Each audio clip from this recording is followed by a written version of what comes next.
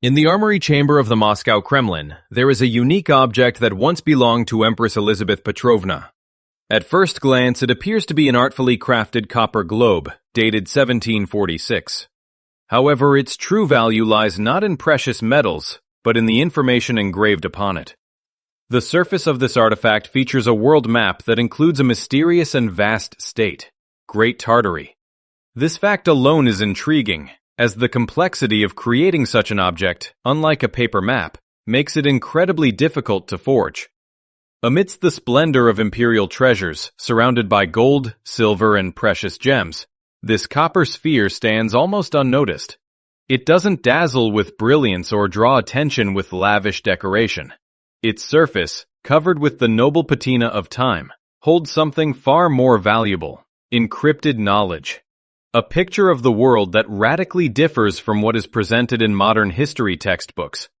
Every line, every letter on this globe is not just a drawing made with paint, but the result of the meticulous work of a master engraver who captured the geographical and political realities of his time in metal. This method of creation makes the artifact a nearly eternal testament, one that cannot be altered or rewritten without leaving crude traces. It is this durability and complexity that forces us to pay special attention to what it depicts. If Great Tartary is shown on such a fundamental object, created for the head of one of the greatest empires, it means that for the contemporaries of Elizabeth Petrovna, this state was an undeniable reality. On the map, it appears not as a mythical land, but as a powerful nation with clearly defined borders, cities, and geographical features. This raises a question. What historical catastrophe or deliberate policy could have led to such a huge state being almost completely erased from the pages of official history, leaving behind only rare mentions on ancient maps? Adding to the mystery is the language used for all the inscriptions. It would seem that an object intended for a Russian empress should be in Russian. However, all the toponyms, the names of oceans, seas, countries, and cities, are in Latin, with occasional traces of Italian or Spanish. The Pacific Ocean is called Mare Pacificum, the Indian Ocean, Mar di India. Why was an artifact created for the Russian autocrat in the languages of Europe, and not in her native tongue? Perhaps this points to the source of knowledge used by the cartographers, or to the international nature of science at that time. But it could also be a key to understanding that the information embedded in this object was part of a broader European, rather than exclusively Russian, worldview. It is this discrepancy, this veil of mystery, that makes us peer even more closely into the tarnished copper, trying to decipher the message left to us from the depths of time. What seems like a simple globe is actually just the first layer of a much more complex and tangled puzzle. Despite its historical significance, this artifact receives almost no attention. It is placed against a wall, making a full examination impossible. Surprisingly, neither the museum's official app nor the virtual tour of the armory chamber contains any information about this object. It is like a ghost. It exists physically, but is absent from the official descriptions of the exhibition. This veil of silence only strengthens the suspicion that something more is being hidden behind the ordinary display, and that the back, the side hidden from visitors, holds the key to the puzzle. The globe, or whatever it's called in the Kremlin, stands aside, leaning against a wall, as if deliberately hidden from curious eyes. In a hall displaying crowns, scepters, and other symbols of unfading glory, this object seems like an exile. Visitors, who come to admire the magnificence and luxury, walk past it without stopping. And this is not just a curiosity, but possibly a deliberate decision. If the exhibit were displayed so that it could be walked around and viewed from all sides, it would be logical and proper from a museum standpoint. But it stands with only its front side turned to the viewer, as if hiding something on its other side, the one against the wall. The lack of official information is another, equally intriguing detail. Attempts to find information about the globe of Elizabeth Petrovna 1746 in the Moscow Kremlin's catalogs or online resources yield no results. There is no mention of it in the Visitor app, which features all the main exhibits, nor in the virtual tour, where one would expect to find a comprehensive description of every item.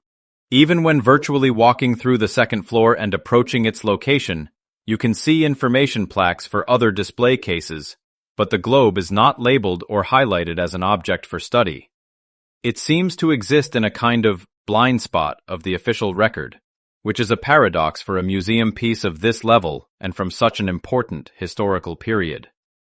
Meanwhile, the attendants who guard the exhibits actively prevent any attempt at a more detailed examination. A ban on photography and requests to step away from the object are standard reactions to heightened interest. In response to all inquiries about printed materials, booklets, or books containing detailed descriptions and high-quality images of the maps, visitors receive vague references to the website where, as we've already established, there is no information. This creates an atmosphere as if the museum itself does not want to draw attention to this object, or, even more suspiciously, does not have or does not want to release full information about it. This behavior only deepens the intrigue. It is clear that behind the ordinary display lies something more than just an old globe. The true purpose of the artifact, its exact creators, and the circumstances of its appearance in the Russian Empire's treasury remain unclear. All this compels one to search for information not in official sources, but in completely external ones, to conduct a personal investigation to pull this object out of obscurity. And it is in this secrecy, this deliberate ignorance, that a clue lies. The answer to all questions, including the true nature of the object and the reason for the cartographic discrepancies, must be on that unseen side, pressed against the wall which the museum so carefully hides from prying eyes. And yet, even on the visible part, when examined with a light that helps overcome the darkening of the copper engraving, details emerge that defy simple explanation. A study of the geographical names and the arrangement of the continents reveals astonishing inconsistencies with the knowledge considered standard for the 18th century. This is not just a geographical curiosity, but a full-fledged cartographic anomaly that challenges the entire timeline of the great geographical discoveries and history. If an artifact created for an empress demonstrates knowledge decades ahead of its time, then this is no longer just a globe, but a true time machine, capturing unknown pages of the history of science and geography. This metal sphere is, in essence, a cartographic ghost, displaying knowledge that, according to official science, simply could not have existed in the mid-18th century. The most striking example is the outline of Sakhalin, labeled Ost-Saghalien.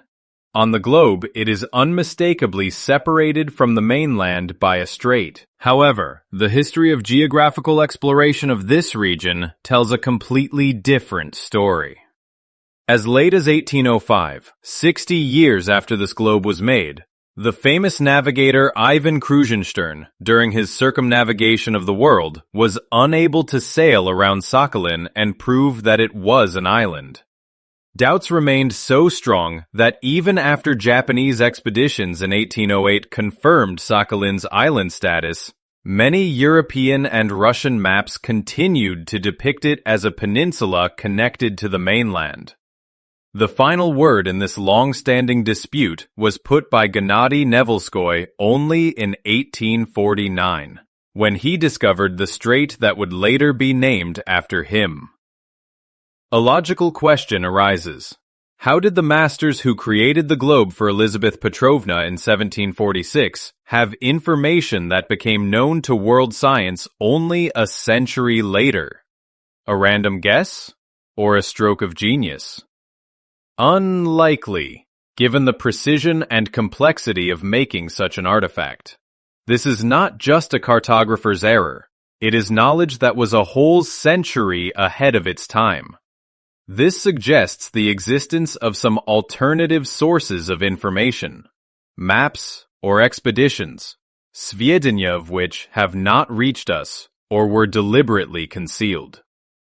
No less puzzling is the coordinate system used on the globe. The prime meridian, labeled in Latin as Primus Meridianus, passes through Iceland, lightly touching the eastern coast of Greenland. This choice seems extremely strange for an artifact created in St. Petersburg. By that time, a war of the meridians was already underway in the world. Every major maritime power sought to draw the zero mark through its capital or main observatory. For Great Britain, it was Greenwich. For France, Paris. In Russia, with the founding of the Pulkovo Observatory in 1839, its own Pulkovo meridian was established. But even before that, it would have been logical to expect that on a map intended for the Russian Empress, some significant object for the Russian Empire would be taken as the point of reference. The choice of Iceland deviates from this logic and indicates that the creators of the globe relied on a completely different cartographic tradition, unconnected with the British, French, or Russian scientific schools of that time.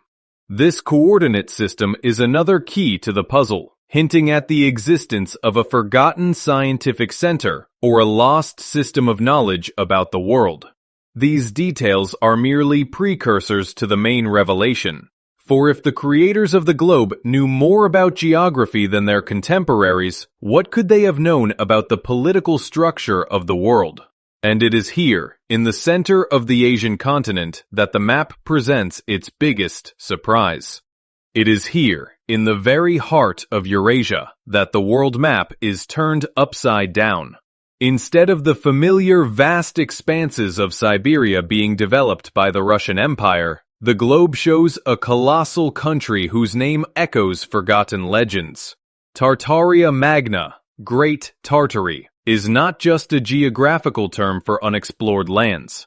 On this artifact, it appears as a full-fledged, sovereign state with clearly drawn borders. In the north, it borders the Imperium Rossiacum, with the boundary running significantly further south than we are used to seeing, leaving Tartary vast territories that are today considered part of Russia. This is a geopolitical phantom made real on copper. Its domains stretch from the coast of the Caspian Sea in the west to the shores of the Okhotsk and Japan Seas in the east. In the south, Tartary borders Persia and the Mughal Empire in India. It includes extensive territories, including the mountain systems of Tibet, and legendary cities like Samarkand, which is shown as one of the key centers of this state. This is not a wild, uninhabited land, but a civilization with a developed urban culture and an established statehood. Moreover, the map shows a complex internal structure of this giant entity. In the east, adjacent to China, is Tartaria Chinensis, or Chinese Tartary. And here we find another astonishing discovery. The Great Wall of China on this map serves its original function. It is not an internal tourist attraction, but a real state border, separating China from its powerful northern neighbor, Chinese Tartary. This completely changes our understanding of the history and purpose of this greatest of structures. The wall here is not a defense against mythical nomads, but a boundary between two civilizations. On the western flank, in the Black Sea region, lies Tartaria Minor, or Little Tartary. Its domains cover the entire Crimean Peninsula, as well as the lands around the Sea of Azov, including strategically important points like Ochakov and Perekop. This territory borders the European possessions of Turkey, making Little Tartary an important player in the complex political game of Eastern Europe. Thus, the globe of Elizabeth Petrovna paints a picture of a world in which the Russian Empire was far from the only superpower on the Eurasian continent. Alongside it existed a neighbor of equal scale and, possibly, influence. This fact calls into question the entire official interpretation of the history of the development of Siberia and the Far East. If these lands belonged to another state, then their annexation was not a peaceful colonization, but the result of a long and probably fierce confrontation, the memory of which was for some reason completely erased from the historical annals. And most importantly, this globe is not enemy propaganda, but an artifact created for the Russian Empress herself. This circumstance creates a fundamental dissonance. How could an official object belonging to a monarch depict a reality so contradictory to that presented in other documents of the same era? It is this very circumstance that turns a historical puzzle into a true paradox. We are not just looking at two different worldviews separated by centuries, but at two completely incompatible geopolitical documents created almost simultaneously, in the same city, within the same imperial system. The Atlas of the Russian Empire of 1745 was not just a collection of maps. It was an official, representative document, a product of the Academy of Sciences designed to demonstrate to the world the power, greatness, and territorial limits of the Romanov state. And on the pages of this atlas, in the very territory where Great Tartary sprawls on the globe, we see a completely different picture. There is no hint of a unified empire. Instead, there is a fragmented territory, a kind of geopolitical vacuum. The lands east of the Urals and south of Siberia are designated as part of the Chinese state, or possessions of the Karakalpaks. In essence, the official map depicts these spaces as a conglomerate of loosely connected territories under Chinese influence, or inhabited by separate peoples. It is a patchwork of small domains that does not represent a unified political or military force. Such a worldview was extremely advantageous for the Russian Empire, as it ideologically justified and rationalized further expansion to the east and south. After all, developing no man's land or bringing disparate tribes under one's rule is one thing, but waging war against a powerful empire is quite another. And then, a year later, in 1746, an object is created for the Empress's personal use that completely disavows this official version. On the desks of the same imperial officials, in the very chambers of Elizabeth Petrovna, lay two documents describing the same part of the world in completely different ways. It is impossible to attribute this to a simple mistake by cartographers or a lack of information. Rather, it points to the existence of two versions of reality, one for public consumption, for diplomats and officials, shaping the official state narrative, and another for a narrow circle of initiates, perhaps for the ruler herself, reflecting a more sober and probably more dangerous view of things. What did Empress Elizabeth Petrovna herself see when she looked at these two artifacts?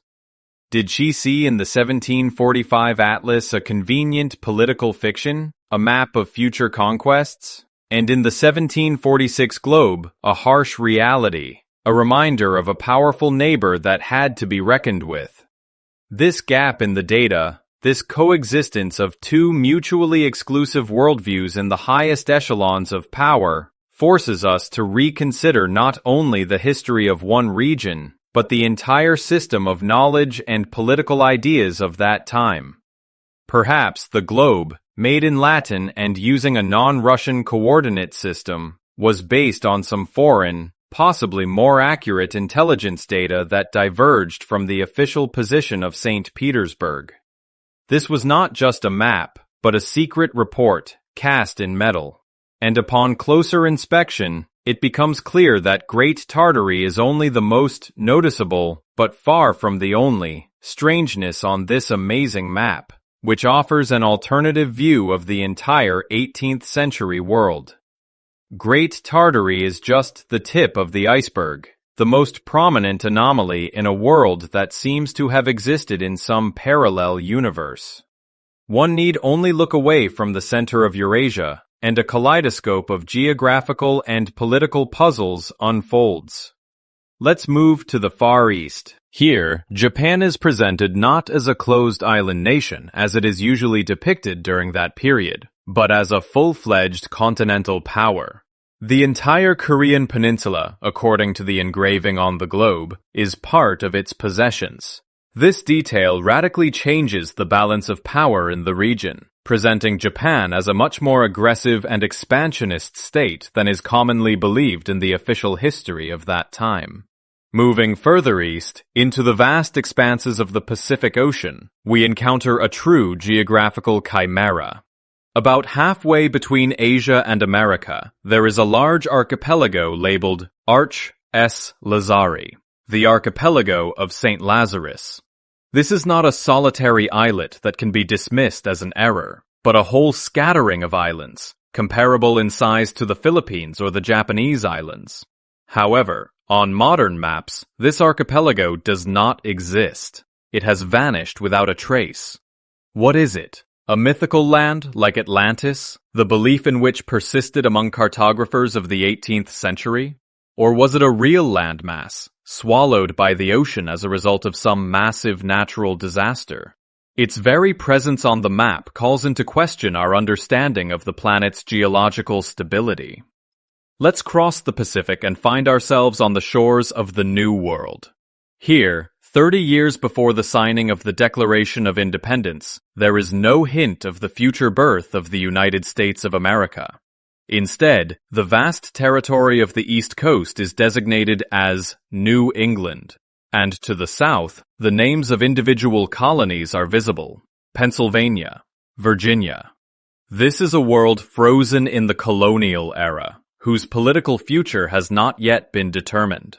Mexico and a significant part of Central America are united under the name Hispaniola Nova, New Spain, emphasizing the unshakable nature of Spanish rule. The entire map of America is a mosaic of European possessions, a world without a superpower which could have followed a completely different path of development. But perhaps the most astonishing discoveries await us in Africa. The north of the continent is occupied by a vast territory called Barbary. To the south, below it, lies Terra Negrita, or the land of the Negroes. However, the most surprising thing is the depiction of the Sahara Desert. On the globe, it is not a lifeless ocean of sand at all. Its territory is significantly smaller and, most importantly, it is crisscrossed by numerous rivers and lakes, with cities marked on their banks. This image paints a picture of a much more humid and fertile climate in North Africa.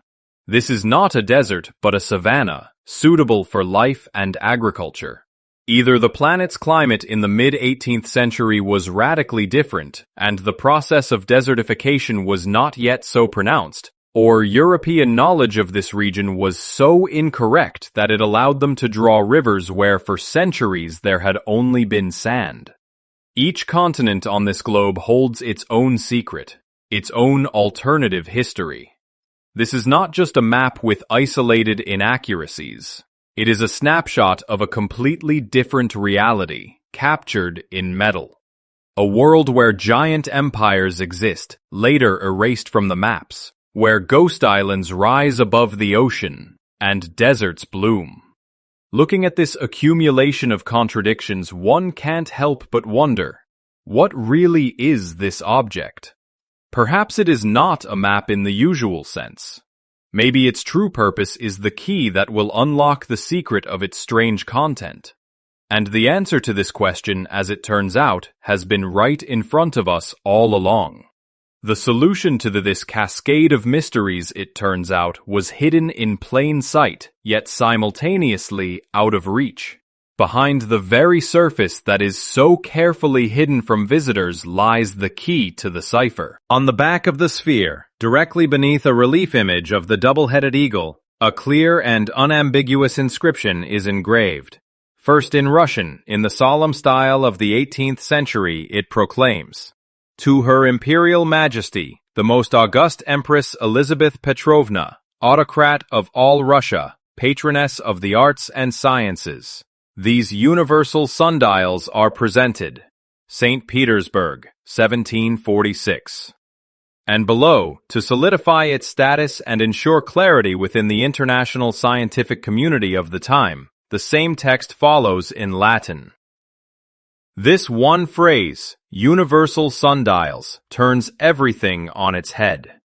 This is not a globe, or rather, it is not just a globe. What we have here is not a static model of the planet intended for studying geography, but a highly complex and, for its era, high-tech instrument.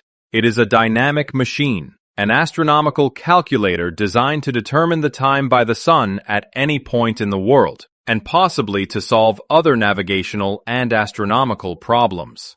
And in light of this discovery, all the previously incomprehensible details instantly make sense. The complex system of brass rings, axes, and discs that seemed like excessive decoration turns out to be a functional part of the mechanism. The scales with divisions from 0 to 360 degrees and Roman numerals from 1 to 12 on the equatorial ring and side discs are not decor, but precision measuring instruments for counting hours, minutes, and possibly months or zodiac signs.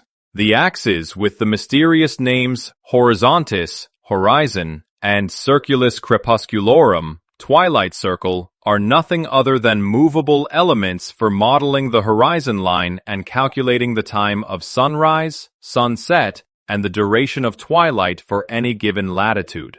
The unnatural tilt of the sphere in the display case is likely just one of the many working positions in which it could be set to perform calculations.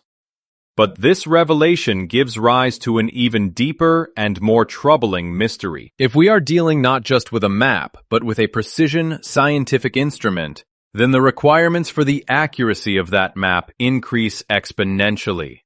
This is no longer an artistic depiction that allows for liberties. Every line, every continent, every island on this copper sphere is a fundamental database on which the instrument performs its calculations. An error in geographical coordinates or the outlines of continents would render the sundial completely inoperable. And this means that for the creators of this instrument, scientists, engineers, and cartographers of the highest qualification, Great Tartary was not a myth, but an objective geographical and political reality. The island status of Sakhalin was not a guess for them, but a firm fact.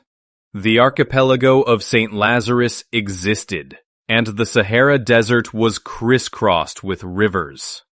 These anomalies were an integral part of the scientific worldview upon which the operation of this complex device was based. The artifact from the armory chamber is not just an alternative map. It is material proof of the existence of an alternative science, technology, and possibly even an alternative physics of the world, knowledge of which was, for some reason, lost or hidden. And now the main question changes its formulation. It is no longer, what is this object, but why is its true nature so carefully concealed? A simple explanation, like an error or oversight by museum staff, is inappropriate here. An exhibition of this level is thought out to the smallest detail. The decision to call a highly complex astronomical instrument a globe, to remove all information about it from catalogs, and to physically turn it so as to hide the dedicatory and explanatory inscription, is not an accident, but a deliberate action. It is an act of informational concealment, carried out at the highest level. Aversion arises that the issue lies precisely in the connection between the instrument and the map engraved on it. To recognize this object as a universal sundial is to admit that it was created to work for precise calculations, and to admit its functionality is to automatically recognize the accuracy of the map that serves as its basis. This would mean admitting that in 1746, Russian science and cartography operated with data according to which Great Tartary was a reality, Sakhalin was an island, and the Sahara was a blooming savanna. Such a conclusion undermines not just individual historical facts, but the very foundations of the historical paradigm that has been built up over centuries. It is much easier and safer to present this artifact as a primitive and inaccurate globe, a curiosity of antiquity, rather than as a working instrument that challenges all of modern science. Concealing the true purpose of the artifact allows its content to be devalued. If it is just a globe, then all its cartographic oddities can be written off as the errors and delusions of ancient masters. But if it is a precise scientific instrument, then these oddities turn into irrefutable facts from an alternative, erased history. The history of this object inevitably leads us to the figure of its possible creator, the master Isaac Bruckner, who made similar complex mechanisms for Elizabeth's predecessor, Empress Anna Yoanovna. It is interesting that earlier device was made entirely in Russian, which makes the Latin on Elizabeth's globe even more mysterious. The figure of Bruckner himself and his school of masters is also shrouded in mystery. Where did they get their knowledge? What sources did they rely on when creating their incredible instruments? Their works testify to the existence in 18th century Russia of a powerful scientific and technological potential that, it seems, was subsequently either forgotten or deliberately consigned to oblivion. Thus, the artifact from the armory chamber is not just a mystery, it is a piece of evidence. Evidence in the case of the greatest historical falsification. It testifies not only to the existence of a vanished empire, but also to a lost level of scientific knowledge. The concealment of its true nature is an attempt to hide the very fact of the existence of another history, another world where geography, politics, and even climate were different. The copper sphere, modestly standing by the wall, ceases to be just a museum exhibit. It becomes a silent witness that holds the key to one of the greatest mysteries of our past. And the main question it leaves behind is not what exactly was hidden from us, but why it was done.